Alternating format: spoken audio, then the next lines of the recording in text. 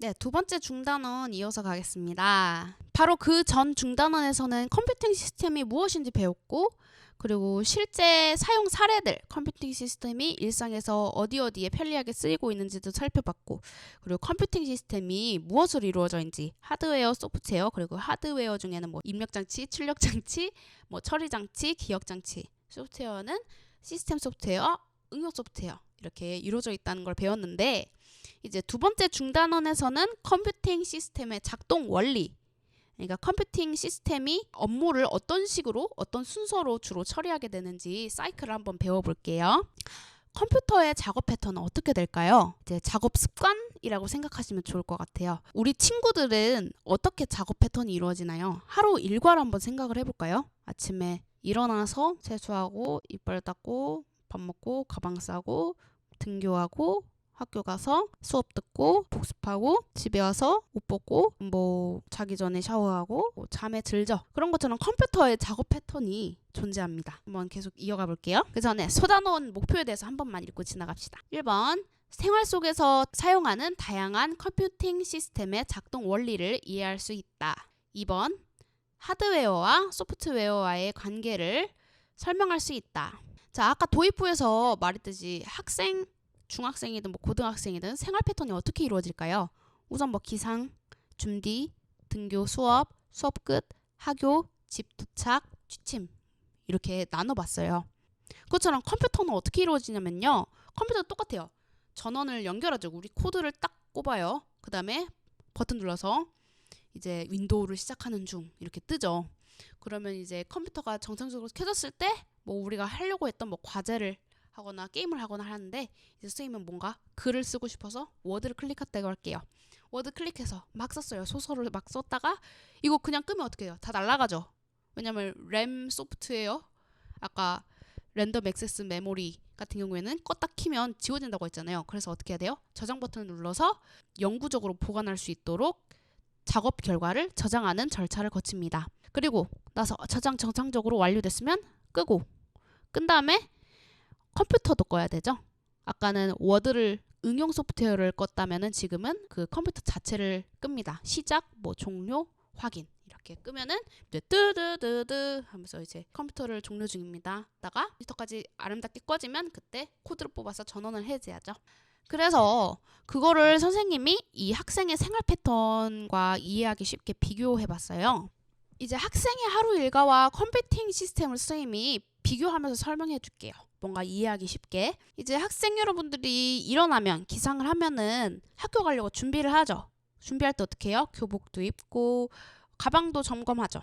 가방에 준비물 제대로 다 챙겨져 있나, 그리고 교복 제대로 차려 입었나, 신발도 양말 신고 이렇게 옷 매무새를 점검하잖아요. 그런 것처럼 컴퓨터도 이제 전원을 연결하면은 부팅이라는 단계를 지나게 되는데요. 이제 부팅할 때는 시스템 자원, 마치 우리 책가방이라고 생각하면 돼요. 시스템 자원들과 OS라는 친구가 이제 사용 준비를 시작해요. 이제 OS도 기지개를 키면서 제대로 돼 있나? 뭐 카메라는 제대로 연결돼 있나? 마우스도 제대로 연결돼 있나?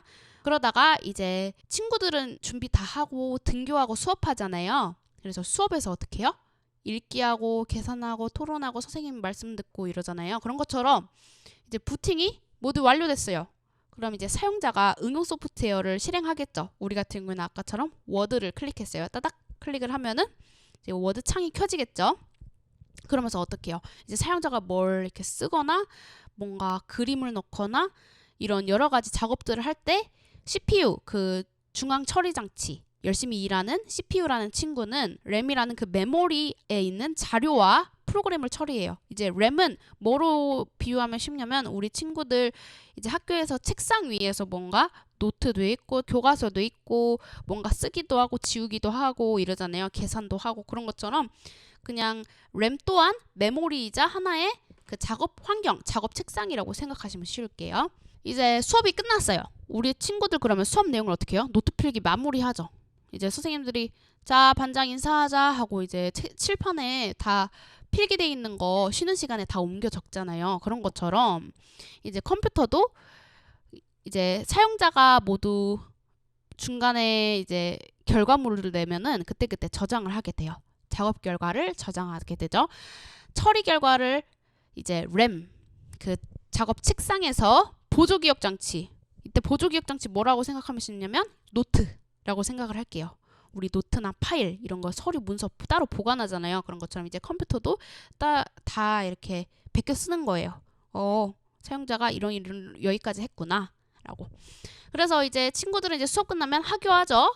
하교할 때 어떻게 해요? 책상 정리해요. 그쵸? 그 말 뜻은 뭐예요? 컴퓨터도 응용 소프트웨어를 이제 껐어요.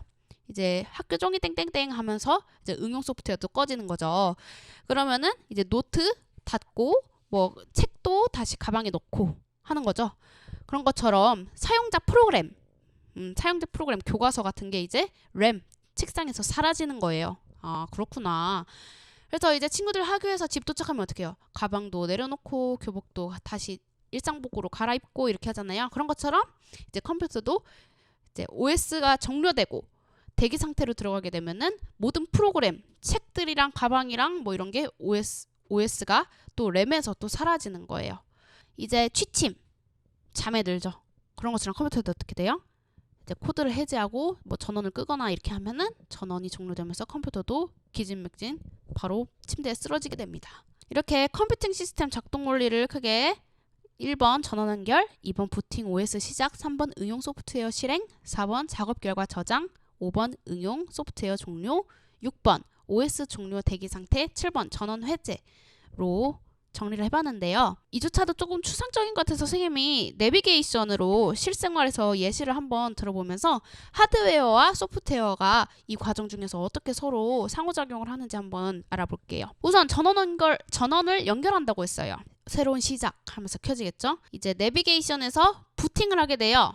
그럼 보통 어떤 일을 겹치게 되냐면 카메라 잘 돼 있나 이런 것처럼 와이파이 연결, 뭐 5G 통신 연결 잘 돼 있나, 뭐 새로운 교통 정보가 업데이트된 건 없나, 뭐 순이네 떡볶이라는 그 체인점이 어디 학교 뒤에 새로 생겼으면 그것도 우리가 내비게이션에 업데이트를 해서 그거를 지도에 반영을 해야 되잖아요. 그런 총괄적인 그런 패치라고 하죠. 우리 게임 할 때 무슨 버그 패치 할 때 그 게임 시작하기 전에 엄청 기다려야 되잖아요. 그거 막 친구들 엄청 짜증내잖아요. 그때 그게 업데이트 과정이라고 생각하시면 됩니다. 이제 개발자들이 뭔가를 개선하고 새로 정보를 추가하고 수정해서 그거를 이제 올리면은 우리가 그걸 다시 다운받잖아요. 그런 것처럼 부팅 단계에서 그게 이루어지게 되고요. 그러면은 그 다음에 응용 소프트웨어가 실행되죠. 그러면은 내비게이션 안에서는 어떤 프로그램이 실행돼요? 길찾기 프로그램이 실행된다고 해볼게요. 그러면 사용자는 어떻게 해요? 목적지를 입력합니다. 뭐로? 뭐 키보드나 내비게이션이니까 이제 터치 스크린으로 이제 입력을 하겠죠. 그 터치 스크린이 뭐예요? 입력 장치예요. 그럼 입력 장치에서 받은 그 키보드 값들을 이제 목적지 값으로 설정하게 되는 거죠. 이제 그래서 현재 위치를 이제 탐색하게 돼요. 뭐로? GPS라는 또 하드웨어로 이제 인공위성이랑 이렇게 통신하면서 서울시 용산구 문배동 어디에 있구나. 거기서 뭐 신광여중을 가려고 해. 목적지죠. 거기서 그거에 대해서 어디가 제일 빠른지에 대해서 처리 장치가 담당하게 돼요. 그러면 막 엄청 계산을 하겠죠. 뭐 이쪽 돌아가면 10분인데 이쪽 돌아가면 30분이고 이렇게 해서 다 계산한 다음에 그 경로 결과를 화면에 출력하게 돼요. 출력할 때 어디다가 출력해요? 모니터에다가 출력하겠죠. 디스플레이 장치에다가. 그때도 출력 장치가 개입하게 됩니다. 그래서 이렇게 그 총괄적인 과정을 쓱 지났죠. 목적지를 입력해서 위치 탐색해서 경로 처리하고 화면에 출력한 이 프로세스 자체를 저장을 해요. 어디다가? 서버한테 보내요. 선생님이 그 전전 시간에 서버라고 얘기했죠. 서버가 무엇인지 말을 했잖아요. 그 길찾기 프로그램 회사가 있으면 그 회사에서 서버를 계속 돌리고 있는데 그 서버한테 그 내가 이러한 경로 탐색이라는 기록을 전송을 하면 거기 회사에서는 그 검색 기록으로 뭐로 사용하냐면은 이제 실시간으로 교통량이 어떻게 되는지 뭐 여러 가지 뭐 교통 사고가 일어나진 않았는지 그런 거에 대해서 되게 다양하게 기록을 변형하고 그거에 대해서 새로운 서비스를 또 만들기도 하면서 다양하게 데이터를 사용하게 됩니다. 아무튼 그런 의미에서 작업 결과 저장이라는 단계도 지나게 되고요. 그럼 이제 모든 기능을 수행을 했어요. 그럼 어떻게 해요? 사용자가 잘 썼다 하고 이제 종료를 하죠.